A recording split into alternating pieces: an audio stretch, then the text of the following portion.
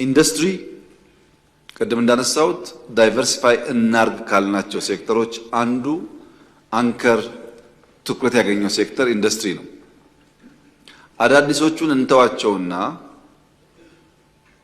ኢትዮጵያ ውስጥ ከለውጡ በፊት የነበሩ ኢንዱስትሪዎች የማምረት አቅማቸው ከ47% በታች ነበር የነበሩ ብቻ 50% አያመርቱም ነበር። አንዳንዱ ፋይናንስ፣ አንዳንዱ መሬት፣ አንዳንዱ ኢነርጂ ሊሆን ይችላል ምክንያቱ። ያን ኮሚቴ አቋቁመን እያንዳንዱ ኢንዱስትሪ ጎብኝተን ችግሮቻቸውን ለመፍታት ሙከራ ባደረግነው መንገድ ዛሬ ቀድሞ የነበሩ ኢንዱስትሪዎች 67% ማምረት ችለዋል።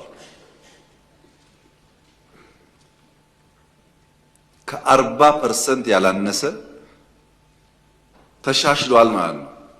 ከ47 67 መድረስ በጣም ትልቅ እመርታ ነው።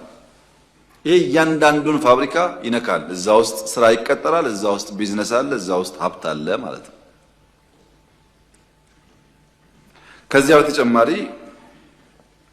ከኮምቦልቻ መቀሌና ሐዋሳ ውጪ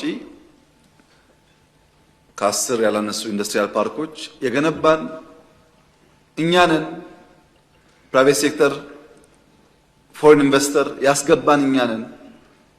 ሐዋሳን ጨምሮ በጣም በጥቂት ኢንቨስተሮች ተይዞ የነበረውን ፓርክ ከ80% በላይ ኢንቨስተር ሲያመጣን እኛንን። ኢንዱስትሪ ሴክተር ላይ ሲግኒፊካንት የሆነ እድገት ነው ያለው። ሲግኒፊካንት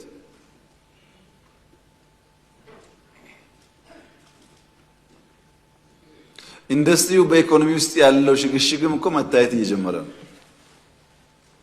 ለምሳሌ የዘንድሮውን እንተው አንዳንድ ስላልተሟላ በሚቀጥለው ዓመት እኮ ከኢንዱስትሪ ኤክስፖርት $1 ቢሊዮን ይጠበቃል። ምን ማለት ነው ይሄ? ስለ 100 ሚሊዮን የሚያወራ ኢንዱስትሪ $1 ቢሊዮን ይጠበቃል ማለት ሰፋፊ ስራ ተሰርቷል ማለት ነው። ኢንዱስትሪ ግን በባህሪው ሐምሌና ነሐሴ ትራክተር ገዝተን አርሰን ጥቅምት ላይ ህዳር ላይ ሃርቨስት የምናደርግበት ሴክተር አይደለም።